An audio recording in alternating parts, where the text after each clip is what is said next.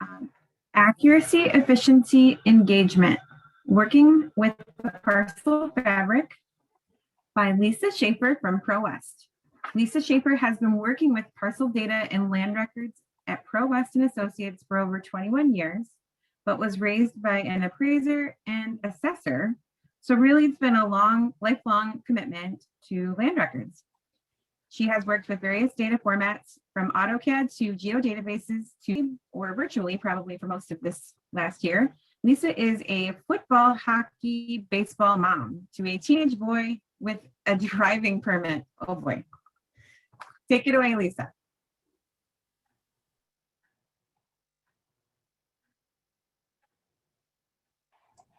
Sorry about that, I was muted. Yeah, so the driving permit, woohoo, very scary right now. Oh, so thank you everyone for joining me today, talking about Parcel Fabric, popular topic. And as Frank was able to go into some of the details and looking at some of those rules, all I can say is thank you for mentioning all of those. It's fantastic. We do share a lot of the same viewpoints and beliefs there, you know, make sure that everybody's doing it the right way and talking to people. So definitely, if we all preach on like that, that'll be fantastic. So thank you, Frank, for doing that as well. And as Frank mentioned at the beginning too, it's amazing that we can have two back-to-back Parcel Fabric talks and go in completely different directions, just because there's so much information that we want to make sure to let everybody know about.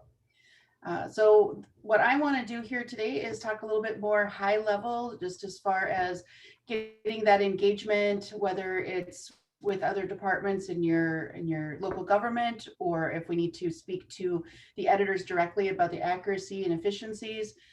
So I'm going to go a little bit higher level than getting into the nitty gritty, but I think everybody will still get a lot of information out of both of these presentations.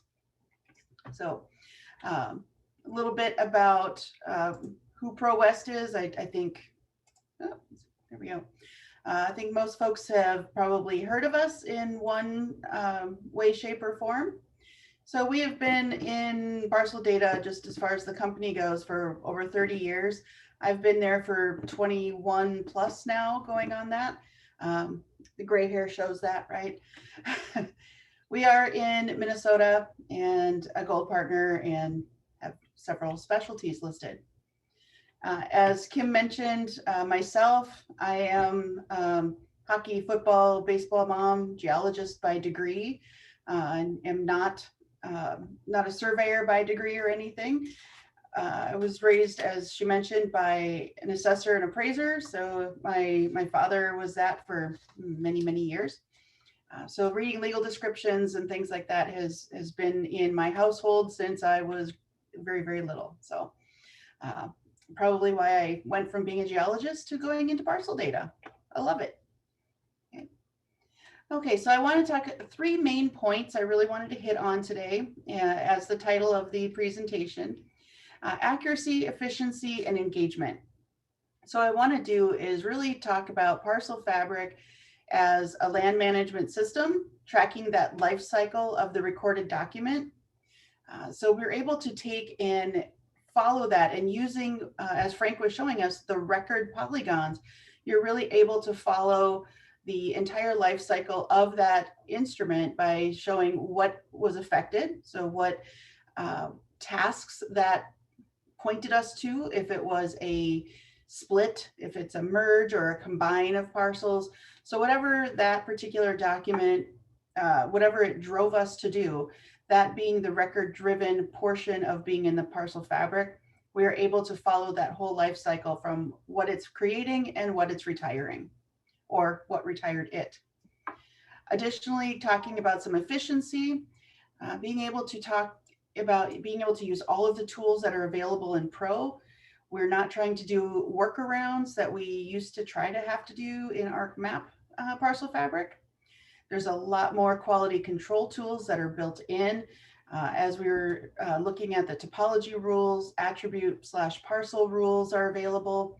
that really allows us to not only build and maintain quality data, but we're able to go into a different direction and do those quality driven workflows to just go in and enhance or correct our data, find some of those little things here and there that now we can go in and correct much quicker, more efficiently, and be able to use some of the built-in tools to do some things automatically. And then the third point being engagement. Now that we've got accurate and efficient data, accurate data in an efficient manner, how do we let others know that, right? So going beyond the data, how do we get engagement not only with the public, but also with all of our in-house other departments? And what is it that they want to see? Okay. So a lot of things to talk about today. I hope everybody had a good lunch and got their caffeine on, okay? So what is the Parcel Fabric in general? As a conceptual definition, just simply put, it is becoming very quickly the industry standard. I consider it to be the industry standard for land record administration. Okay. It's the platform on which all other really best practices regarding your land records, say modernization, are built upon. As a technical viewpoint, the Parcel Fabric is really a network of connected polygon lines and point features. Okay, so it's a digital network. So spatial features, your polygons, your lines, your points are spatially intertwined. They follow very specific behavioral rules, some of those structural rules that Frank was talking about. Okay, so they're also built to maintain the integrity of your spatial descriptions, typically coming again from that instrument of record. Additional rules can be added to make it match your personal or your business needs. So it could be additional attribute rules that we were talking about earlier, or it could be additional topology rules if you need to add information to go in between different parcel types. So we have a lot of opportunity there. And as we learned from Frank, it is that record that ties all the features together, and especially temporally, right? So in that timeline, each of those records has a time frame on it. So when was it recorded? And then when was it retired by the next deed or the next action? So we're able to follow that and really maintain not only a parcel lineage, but that's really showing the life cycle of that document and following it through. All right, so what kind of value can we offer? So I call this my AKA, why are local governments actually looking at Parcel Fabric? So what's it going to do not only for the editor, but for all of the stakeholders in that organization? So the first thing we're looking at, a few bullet points here, is just it's land records management and integration. Okay? Using best practices, you're going to meet the goals of the county as well as being able to meet the goals that you might have for public engagement or other departments want to see. You're gaining some efficiencies there. Recorders' offices, assessors' offices, things like that are really engaged in trying to see where those documents are coming from, how you're making the decisions you're making, things like that. The editors of the data are getting into the concept of being able, it's been around for a while, but being able to do multiple staff working concurrently. With the Parcel Fabric and Pro, we're also taking that another step beyond, and we're doing it via published services. So we're able to edit via those services and still be able to do versioned editing so that we can have multiple staff working without locking each other out or causing problems between folks. So it makes it nice and easy, makes it efficient, and in the background, those services are really taking care of some of the version management, so we don't have to continually be trying to compress the data and things like that. So we're relieving some stress on the geodatabase backend as well. Standardized data management, as if we can standardize data, then we can make it more, have more confidence in our data. That just helps everybody, right? As we have data quality and data confidence, we are able to then gain, I'll say we're able to gain the confidence of other departments. We're really getting them more engaged, and as they become more engaged, they'll certainly be asking you for more help to show other things. So it could be quite a bit of a snowball effect as you improve your data and make that more available to others. They're going to ask for more and more, right? It's just the way it is. But always keep in mind, we want to keep in mind that our real cornerstone here is the parcel data itself, because that is really going to be that base and that cornerstone upon which we're going to build everything else. And as long as we can keep the parcel data in mind, everything else as far as accuracies, efficiencies, and engagement will follow. Okay, so what kind of challenges can the Parcel Fabric address? Okay, so we want to look at the three main challenges that I hear when we're talking to different organizations. The first one being data consistency. You know, are all of my editors doing things the same way? Well, the Parcel Fabric can assist in addressing that one by allowing the editors to create some configurable tasks. Okay. In the ArcMap Fabric, those were the enhanced or automated workflows. They are now called tasks. Similar, except now in the Parcel Fabric in Pro, we have the ability to completely configure those to match everybody's individual needs. Okay. And I should say every organization's needs. So if I need to do a merge task, I can take that merge task and configure it. Maybe you don't like the word merge, you guys use the word combine. So we can call it a combine parcels task. You can change the instructions, you can change some of those skippable steps and things like that. So you're really able to configure a step-by-step automated workflow that can walk your editors through the same workflow every time. And if it does that, your data is going to be consistent. Efficiency. Can we get all the work done faster, but still maintain quality? Well, sure. As long as we have the right education in place, right? We want to make sure everybody's trained properly. The Parcel Fabric offers, single data entry. I enter that bearing and distance or whatever COGO or other descriptors in once. So that builds up my line work that's necessary. I can then build the polygon that's necessary. In Parcel Fabric out of the box, so to speak, there's no annotation, but the labeling expressions are set up so that they certainly look like annotation.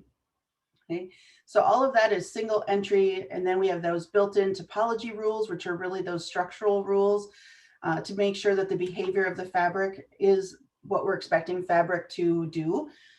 Being able to move that single point and have everything attached to that point also move with it. Okay. And then as far as additional efficiencies, if you have been an ArcMap user or an ArcMap Fabric user, I should say, you know that there were some, we had to maybe do some workarounds. There were some sort of holdbacks that we couldn't do everything we wanted to do. Not so in Pro. And when you're in Pro, you can use any of the tools that are there. There's nothing that's off limits there. And then history and tracking. That's one that I hear a lot. How can we keep a spatial history of all the changes to parcels and have that happen automatically so that we are gaining the efficiency by not having our editors have to copy and paste something over to a separate location? Well, built into the Parcel Fabric is the concept of the record tracking. And that obviously keeps track of the records, but then it also keeps track of those retirement dates. And as things are retired, lines, polygons, and such, they are automatically flagged as historic, as being retired. And all of that happens, like I said, automatically, so that things can't just accidentally be forgotten, okay, or deleted or removed without it being a specific, event. I mean, I really did mean to delete. If I was doing a split or a merge, those initial parent parcels are automatically flagged as historic, and they are then, I don't see them, but they're not deleted. They are just flagged as historic, and then if I turn my historic information on, I will see it. So we're really gaining the efficiencies and the accuracies by being able to have some of those automations added to our workflows to make sure that we are not forgetting any steps and that things are happening on their own. And that does not take any time away from the editor's ability to continue being efficient. So Once now that we know some of those challenges, how does it solve some of those challenges? I mean, it's nice and easy to say, sure, using some of the tools and things like that, but what's going on in the background that actually allows these things to happen? Number one is that flexible framework. We are not normalizing everything into one polygon feature class. We're not putting all the line work into one line feature class. The Parcel Fabric for Pro is able to pull all of those out into individual parcel types so that we're able to see all of those things that we have complained about in the ArcMap world, ArcMap Fabric, for several years. So we're able to see, number one, this is a familiar format for most folks. So if you were never in the Parcel Fabric and ArcMap, you can still understand what's happening here in just looking at it in a catalog view. Okay, you can see those individual feature classes. You can probably determine what's in each of those individual feature classes. You know, it says platted lots. It can say your PLSS quarters or sections, things like that. It's not confusing, I'll say it that way. If you were to look at the ArcMap Parcel Fabric in catalog view, you would see Parcel Fabric parcels. That contains all polygons, okay? And then if you want to dive into that, then you have to go and start doing some additional queries and things like that to figure out, okay, so number one, that's my townships, got it. Number twos are my sections. And those are things that not everybody's going to know. But if we're able to look at the Parcel Fabric in Pro through catalog view, and I can see all of my feature classes here, it makes sense. Okay. I think that a lot of folks were nervous or a little overwhelmed with the original concept of the fabric and ArcMap. I think that ArcGIS Pro really brings that back to the way that things are familiar. We're familiar with this, but all of these feature classes are still under the umbrella of being a parcel fabric and having that behavioral structure applied to it. So even though each one of these feature classes can have its own schema, whether it's in the line work or in the polygons, it's all built in, and I don't have to carry through a block designator into my sections or into my right-of-ways. I don't have to have all of those attributes on any or on every set of polygons. Each one of those can have its own set of schema. Each one of those is visible individually. I can go in and bring things in as a fabric. I can look at things individually as a single feature class. Okay. And then when I need to edit all of these things, I can edit via a published service. I mean, what a great way to do things, especially now we've got folks who are kind of editing from all over the place. They're at home, they're in the office. I just need to be able to get to my service and be able to bring that in, and I can do my editing. I can do it as a version still. I'm creating my version. So if I was on the editing side and I am used to editing in an enterprise environment, I create a version, I do my work, I reconcile, I post. Fantastic. You're doing the same thing here. You're just doing it via a published service. The service is what you're connecting to in your map. You still create a version, you still do your work, reconcile, post, and move on. Okay. So being able to use the things that you're familiar with without really having to change things makes it a much easier model to work into a normal workflow. The learning period is cut down a lot. The mountain went to a molehill when it comes to a training learning curve. A lot of things have gotten a lot easier. Okay. In addition, the last bullet point there is that we're able to directly connect to these feature classes for some of your online solutions, maps and apps, dashboards, things like that. And I'll tell you, some folks don't want to connect directly to what they're editing, but that's fine. You can also replicate if you are used to doing that or feel more safe doing that. And it depends upon your organization, firewalls, things like that.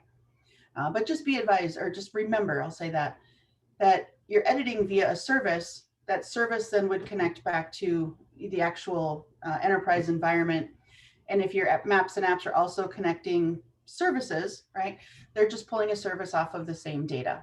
So in that essence, you really are able to gain that real-time efficiency and have that engagement with users in real time or in near real time, depending upon your situation. So yeah, definitely not a one size fits all model. You're able to bring in whatever data you have. So you don't have to worry if you have it perfectly clean or anything like that right now. Don't worry about it. Okay. The efficiencies and the quality control that's built into the ArcGIS Pro Parcel Fabric will help you make your data more accurate in a more efficient manner than you might see just in ArcMap in general, or even in the ArcMap Parcel Fabric. Okay, so again, kind of keeping the accuracies and efficiencies in mind here. The automatic archiving is fantastic because what does it do? It does it by itself, right? It happens, oh, pardon me, it happens on its own. Okay? It's not forgotten. Editors don't need any extra keystrokes or processes to maintain the history. Okay? So automatically happening behind the scenes, right? There's the editor tracking who edits and when. So who created, when was it created, who edited it last or modified it last, and when. And then as Frank was saying too, who retired it, and or what document retired that. So what record retired that and when. Okay. So we're really able to track a lot of the who's and when's of who's touched the data and who's doing what. Additionally, it's tracking spatial information. So not just attribute information, but spatially you're able to see what was the task. Was it a merge, a split, new subdivision, right-of-way taking, whatever it may have been. And you're able to track all of that and visually see what it was and what it is. You know, and you may have several layers of that, you know, especially after several years. And if you've got a busy area that's being developed, you may see several layers of that. Okay. And of course, that then leads, that is your parcel lineage. And throughout that parcel lineage, you're able to continue to track that or all of those recorded instruments. So if, especially in those areas where you're really building up quite a bit of data and things are happening and developments going crazy and things are expanding, you're able to track which document led to the next one, led to the next one, led to the next one. So maybe it was a giant parcel and we have this in our area. There was a giant potato field and now they've subdivided that. And then now we've got condos going in on top of that and things are really changing. So we're able to see what that old parcel looked like as a 40-acre farm. And then as it's being developed and all of those documents and things are being tracked, it's really quite the process. And you really get a lot of interest from your other departments. Planners love to see where those old setbacks were. Utility folks, if you're tracking utility easements and things, they love to see where those things are. Okay, so all of that can be tracked and be part of your parcel fabric. So it's not just parcel data, it's a whole land management system. Okay, so as part of this, and as Frank mentioned, which is fantastic, we have both record-driven and quality-driven workflows. Okay? So what I was just talking about being able to track a document, those are all part of the record-driven workflows. So anything that is triggered by a document, then you're going to be using a record-driven workflow, and you're going to want to track that document on all of those edits. So how is your document being used? So it's being tracked as a record polygon. Right? There's a polygon feature class that is generated when you create a new record. And that is, that record polygon is the footprint of whatever edits you are doing. So if you are editing via a split, a merge, a new subdivision, right-of-ways, whatever it may be, it will take the shape of that, that combination or aggregation of all of the polygons and lines that you are doing under that particular record. Okay. It is not a separate polygon in which you have to add more steps to go and create a new polygon. It's happening automatically. There's nothing additional that you need to do. Okay. You do need to get into the habit of using records. Okay, so those of you who have had the opportunity to use plans and didn't, or use them sparingly for certain situations, it is going to be something you're going to need to be in the habit of actually using records to make sure that you're tracking those things. All right, going into some of the quality-driven workflows. Those again are data accuracy improvements. They do not need to be tracked by a particular record because it's not being triggered by a document coming in and being recorded. They are accuracy improvements to assist just making your data look better, it behave better, follow actual information that it was supposed to in the first place. We're making corrections, things like that. So when we're talking about quality-driven workflows, we can also be talking about using some of our built-in rules. So like I said, there's those built-in topology structural rules that just by creating the concept of a fabric, automatically certain rules are put in place just out of the box. But you can add your own topology rules, especially if you want there to be relationships between feature types. For example, if you're tracking your PLS, you know, my township boundary should be covered by the boundary of sections, things like that. So you can add in topology rules to relate between those types as well. And then of course we can add in those attribute rules, and that really makes it your own. If you want to bring forward information maybe from your record, or you want to have things automatically calculated, those types of things are really in the quality of the data, the quality of your attributes and things like that. So you're really able to improve and enhance your data, okay? Make it more usable by other departments. One other piece that was introduced at ArcGIS Pro 2.6, and we are currently looking at 2.7. 2.7 is out, it's out and about. So introduced at 2.6, however, was the concept of a weighted least square adjustment, including a consistency check. So consistency check are things that do not rely upon new control corners or anything like that, but you're able to still find but problems in your data, things like that. I like that Ezra uses the word blunders. It's just fun to say. And then the weighted least squares, of course, using good control data. And especially if you get new corners in that are really going to help improve your data and put them into a better location and make sure that everything is getting a little bit tighter as you go, you're able to really improve upon your data to make sure that it matches the most up-to-date information that is in your county. Now, this is also a fantastic way to engage your surveyors. I know in the past, a lot of times we have heard, I shouldn't say I've seen, but I've heard surveyors get sort of disengaged, I'll say it that way, from the parcel data because sometimes they feel that we are manipulating or massaging their data. We're not actually using it as it is, right? And there's a good reason for that. Sometimes we do seem to have to manipulate and massage to make it look good for the public, because we don't necessarily want to see all of the spaghetti that's out there, all of the lines and stuff, because as we know, those legal descriptions may intend to be matching lines, but different days, different surveyors, whatnot, might have slightly different bearings, even though they're meant to be the same line. But now that we can use the surveyor data and be able to use like the ground to grid, and we're able to do a weighted least squares adjustment directly in the Parcel Fabric, we're really able to re-engage the surveyors and gain their confidence in the data as we move forward. As the surveyors are more engaged, they're more likely to assist and be available for up-to-date data decisions and, and being more apt anyway to want to go help and assist and find some new corners for you. You know, if you have some areas in your county that are maybe not the best, or maybe need a little bit more surveying done, we found that they have a tendency to be more engaged and more apt to go assist if they know that their data is being used properly. Sorry to interrupt you, but you do have someone did inquire about the weighted least squares adjustment. Nancy put a question in there. Have you seen a big difference in the weighted least squares over the prior version?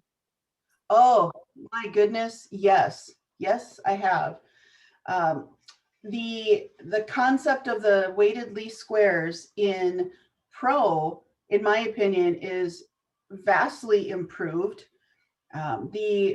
In several respects. Number one, the mathematical engine behind it, I feel that is now in a more well accepted mathematical engine. Okay, so being able to be recognized by more surveyors and approved by more surveyors. In the ArcMap version, I know there were a lot of surveyors that we talked to who did not want their county using it because of the math going on behind the scenes. They did not like it. I mean, if you really wanted to snooze, you could read the white paper on all the math behind it. And some folks really did and did not want their county to use that. So the DynaJust engine that is now being used in Pro, as far as some of the folks that I've talked to, has a much higher approval rating from surveyors. And so they're more likely to engage with the engage with the least square adjustments. And additionally, I find that being able to weight more information, there are separate weightings for the bearings and the distances. So I can actually say, hey, I know that the bearing on this is way better than the distance. The distance was just, to that edge or to that, to the center of the river or stream or something to that effect. But the bearing is good. So I can put different efficiencies. I can put different accuracies on the same line, but on different attributes of that same line.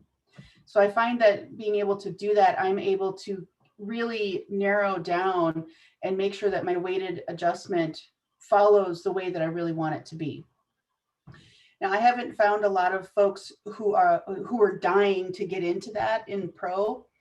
So I have not seen a lot of examples from different clients or anything, but those who have either played with it to see if they would want to bring it into their workflows, or those who have actually brought it into their workflows, they have seen an improvement in those who were in ArcMap Fabric. Most of them chose not to do it in the ArcMap Fabric. So they were excited to see it in the Pro Fabric and be able to engage with it there. And they've been very happy with it. Okay. I have not had the opportunity to have a client express their difference between the ArcMap least squares and a Pro least squares.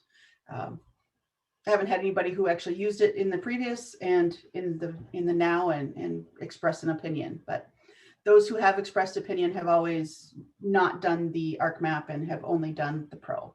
So I think that it's gaining approval from those who are using it. I still think there's a lot of folks who are nervous about engaging that particular piece. So, yeah. Another question. Is it a typical practice to have some form of documentation about how and when you weight accuracy? Documentation, I guess I don't know about if I have documentation. Typically, I would know the accuracy based on the document that I am following. So if I have a survey that we know was conducted, whether they're using maybe a transit rule, Crandall rule, compass rule, I can put weightings to try to match those same methods. So I'm usually going off of the survey that I have in hand, or if I happen to know the surveyor and talk to that person. I don't necessarily have a separate document that would tell me that. The deed's not going to tell me that kind of thing. Yeah. So I do it where I can. I know that I have the opportunity to do that. So, all right. Okay, so moving forward, and the ultimate, I think, here in the concepts of accuracy, efficiency, and engagement, of course, are to engage with efficiently sourced real-time or near real-time, up-to-date, and accurate data. So being able to be transparent in our data and being able to integrate between the editors and the users or viewers of the data is the ultimate end goal, right, of having that engagement happening. The more that we can engage with folks, the more that we're able to the more that we are going to be able to correct our data if there are mistakes, because the public will tell you if there's a problem. They are more than happy to tell you every time there is a problem with the data. So yeah, so we find that being able to have that data transparency and being able to have that one-to-one, if I make an edit in the office or well at home, I'm able to post that data via my service or my version, right? I can reconcile and post. And if I've got an application that's built upon the same geodatabase, that same platform, my folks who are out in the field are able to see that information in real time.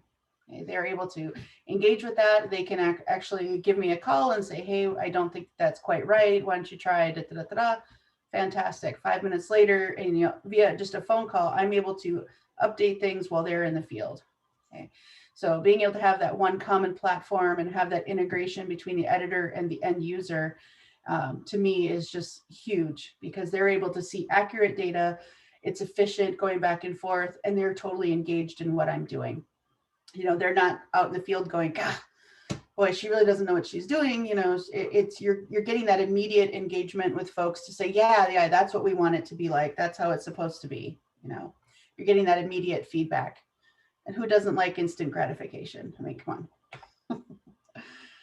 Okay, so now we have really good data. What else can we do with it, right? We don't want to have just good current data. We also want to follow and know what that lineage was, right? So this is an example of an engagement that could happen. Okay, this is just for demonstration purposes, but so this is an example how we could engage Fabric data to be used in a dashboard. Okay. So we're really looking here to not only show folks immediate information with Parcel Fabric, you're showing them the current data. You're also being able to show the lineage of data, so the historic information.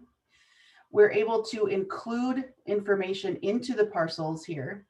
Now, I don't have a lot of information in here, but I am able to see over on the left-hand side the name of the record.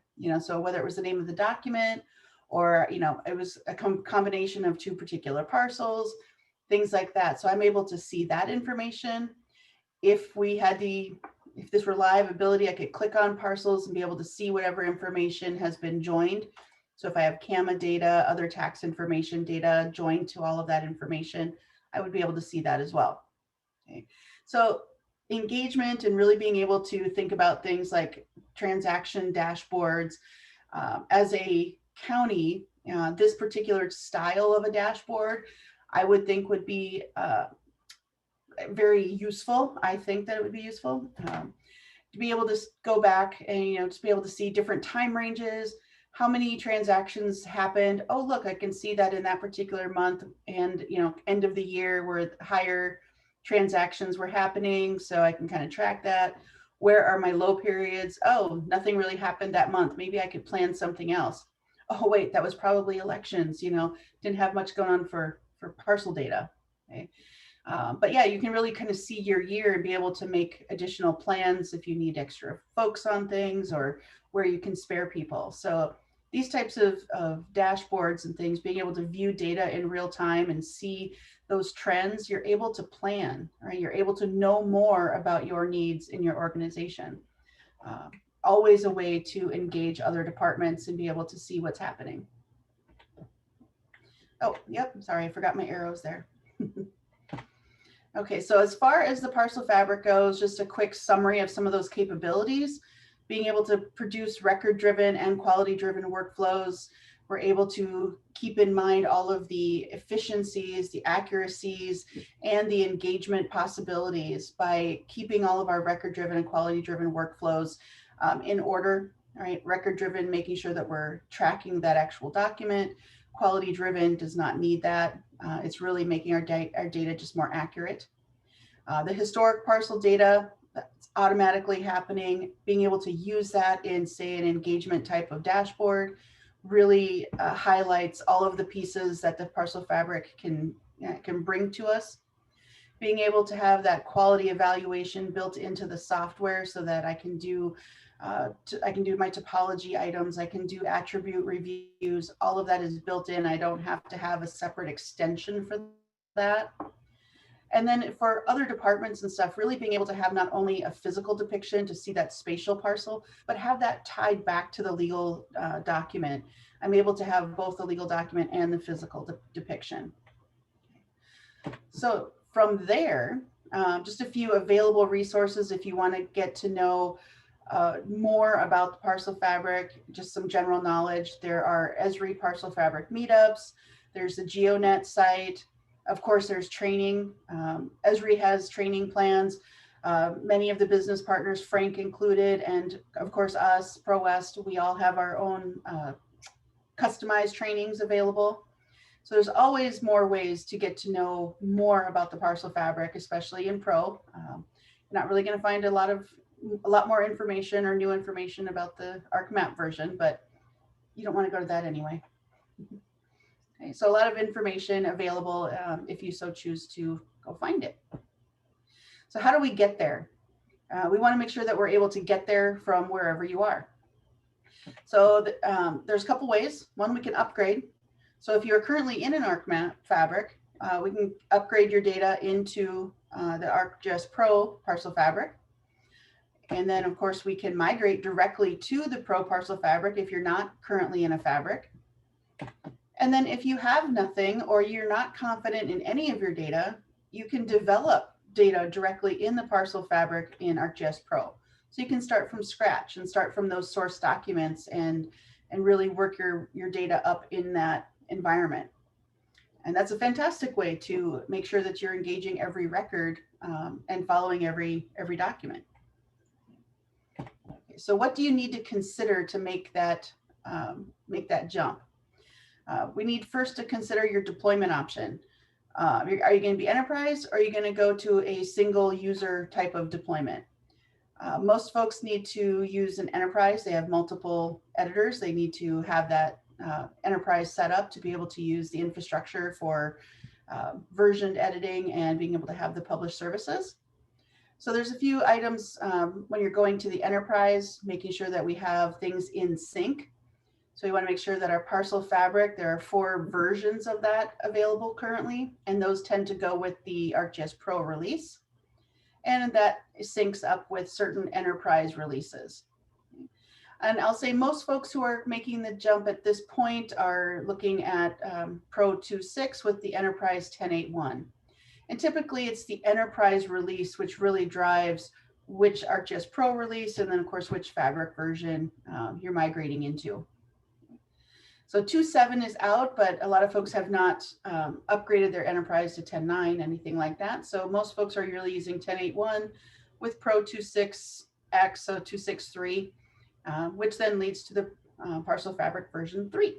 So a lot of good things happened at 2.6. There were quite a few enhancements in the tools. That was the introduction of the least square adjustments, things like that. So if you haven't already moved into the ArcGIS Pro Parcel Fabric, I would certainly recommend at least at a minimum going at the 2.6/10.8.1 release.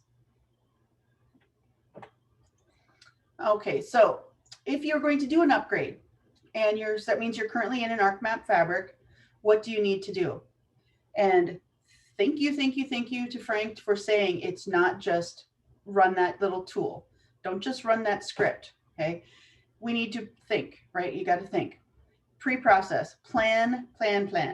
There are certain features in your ArcMap Fabric that will not upgrade, okay? So if you have any unjoined features or some of these system-generated features, they do not upgrade, okay? So we would want to talk about those.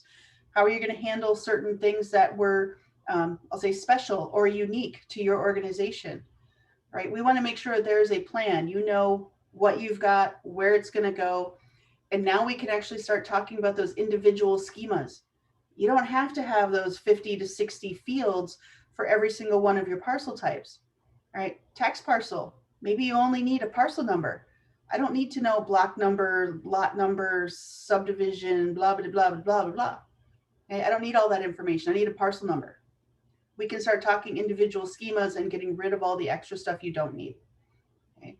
So we need to plan, we need to pre-process and have that work in mind and be able to maybe do a pilot, all right, and test those things out. It's always easier to critique and change and tweak something that's either on paper or in a draft version. So then we use that plan to process, actually do it, right? Go through the upgrade, make all those changes that we talked about in the pre-process, make sure that all those plans are in place, the schemas are in place, and actually run it. Once we're done, it's in the details, right? Let's post-process, review it, make sure that all of our plan pieces were met, make sure that we're quality controlling that, and make sure that all of the individual things that have to happen have happened.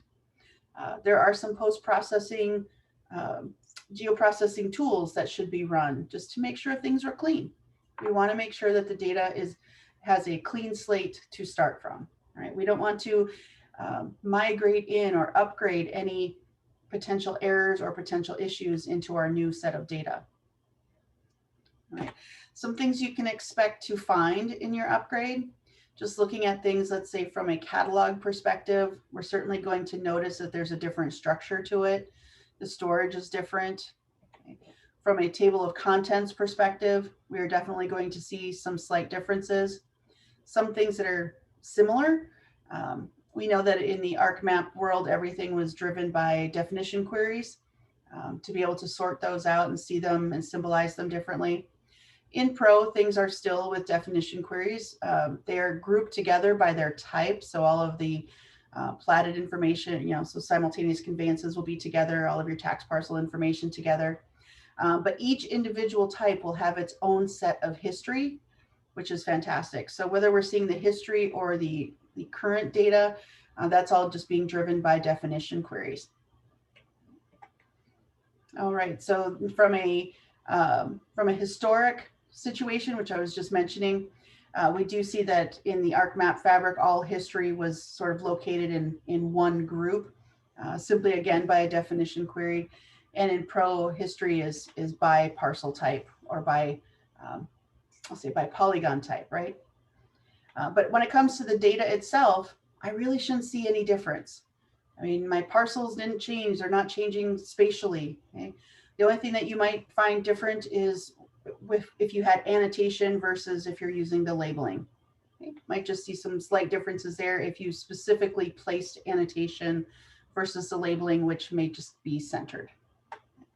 But your data itself, as far as the polygons and stuff, you shouldn't see any differences. Okay, instead of upgrading, now let's talk if you are migrating. You've never been in Parcel Fabric. If you're migrating to the Pro, or to the Parcel Fabric in Pro, some of those steps are exactly the same. You're still going to plan. You need to know what it is that you want to migrate in there, what needs to be kept, what maybe there's some attributes that you have no idea why it's in your data. Get rid of them. Good time for some spring cleaning too. Okay, but you don't have to start changing or recalcing your fields or anything like that. We just need to make a plan. And then we're going to build the schema, build that geodatabase, add in, make sure we have the fields, the attributes, the domains, if we're making any subtypes, right? We have all of those enhancements and those recommendations built into the schema. Then we're going to execute. And then by execute, we mean actually conduct that migration, get it from the plan into that built geodatabase, into that structure. And then we'll post-process again. And post-processing, we're reviewing, we're testing, we're potentially updating any of the COGO fields if something was lost. We're enabling topology. We're doing all of the things, right? We're creating those records. We're checking things, making sure that it all came across properly. Okay. The last step that's not listed here is, of course, to train yourself. Make sure that you train and keep evolving. You're going to learn how to do maintenance. Okay. After maintenance, let's learn a little bit more about what's going on.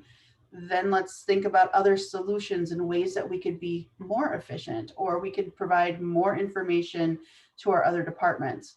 But training never stops, right? So you want to make sure that you're training and learning throughout the entire process.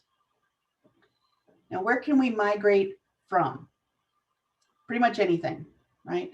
We can migrate from AutoCAD, if you're in regular geodatabase, feature classes, things like that, coverages, shapefiles, pretty much anything. Okay? So no matter where you are, we can probably get your data from that into a Parcel Fabric. Okay. If your data is not clean, it doesn't have to be. Okay. It doesn't have to be perfect. Just remember, you probably don't want to necessarily migrate garbage, right? You don't want it to be terrible data either. You still want it to be usable. You want it to be something that you can use to make decisions. So if you're using it now to make decisions, spatial decisions, things like that, then yes, by all means, it's the data you're using now, then bring it forward and continue to use it, continue to make it better. Okay. But we don't expect you to solve all of your problems in your current data before you migrate. If that were the case, you would have already done it. Okay. Everybody is swamped. Everybody is busy. Everybody works full time. So adding in another project to your current workload to clean all of your data quickly to try to migrate it, probably not going to happen. So how about we migrate it first and then work to clean it up over time once it's in the fabric and use those built-in efficiencies. Okay. Okay, so what kinds of things can we expect to see migrating data, probably from, I'm using geodatabase here as an example, into the Parcel Fabric. So I can see different things in my table of contents, going to be some simple feature classes, individual types of things, and I'm bringing those into Pro. So if I have all of my lines, maybe they were in one feature class with a domain on them, or if you had them by subtypes, I'm going to see them in one way, my ArcMap versus Pro, where I'm going to have them grouped by their parcel type. So the lines and polygons per parcel type will be in a group layer. As far as the data goes, again, we're not going to see much difference as far as the data. We may see maybe some enhanced symbology versus my old AutoCAD.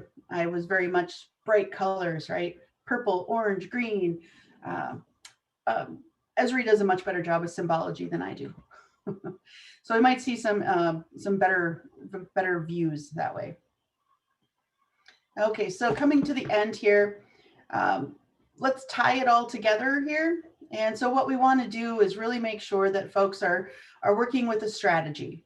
You've got time to do an assessment of your data. You want to make sure that whoever you work with, and as Frank mentioned as well, please talk to somebody, talk to a business partner who's done it.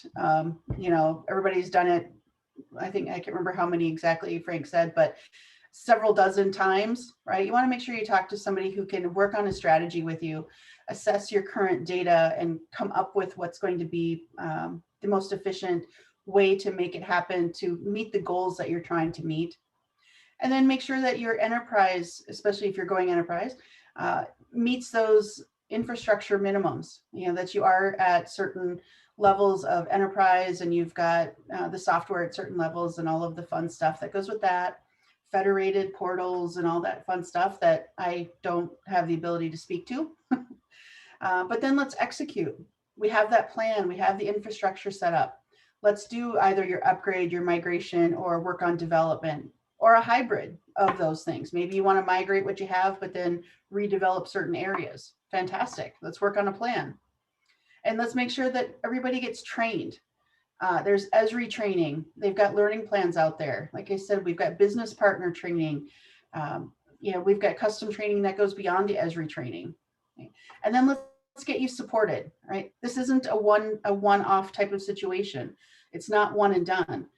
We want to make sure that you're you've executed, you're trained, you're supported as you move forward.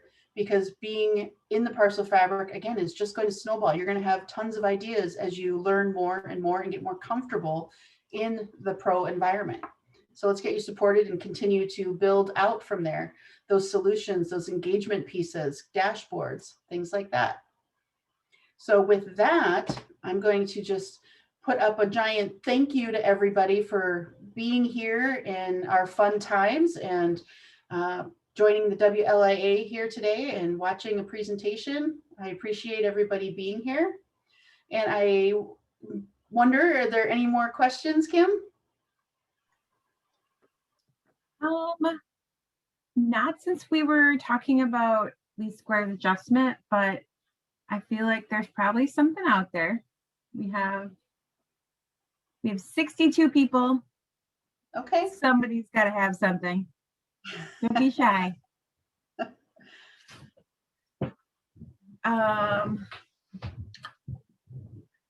Let's see here. Who can we pick on? I said, I know some folks out there might know Brandon Tortlet in our office, so I just wanted to make sure I put his information if you wanted to contact him. Even though he didn't chat, I know he's in here somewhere. So if he's not here on this particular presentation, he's in the exhibit hall. I see his name on there. Oh, okay. He was at one time.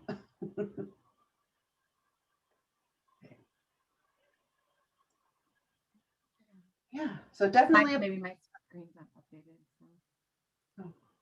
Yeah. Parcel Fabric, definitely a popular topic and lots of information and lots of details. So there's so many ways that you can ask questions. Well, Brandon is in the chat. He's here. He says, Lisa, can you remind us what current versions are on Enterprise and Pro, etc., and what's compatible with what? I think you showed that, but like, Yeah. Remind us. There we go. So correct. So we have current versions 1, 2, 3, and 4. 4 is out. ArcGIS Pro. So it goes horizontally across there, right? So Parcel Fabric version 4 syncs up with ArcGIS Pro 2.7, and that syncs up with Enterprise Release 10.9. But like I said, a lot of folks do not have that in place yet. So it's going to the one just above that, which is typically the Parcel Fabric version 3, Pro Release 2.6, with the Enterprise Release 10.8.1. So that is the most popular at the moment. Soon to change, I'm sure. Yep. Hi, Brandon. Yeah. Well, if there aren't any other questions, you can visit with Lisa and or Brandon at the booth in Remo. Please do so. Go say hi to everybody. And of course, they have clues for the scavenger hunt. All right. Thank you, Lisa. Yes, thank you very much. And thanks for handling all the questions.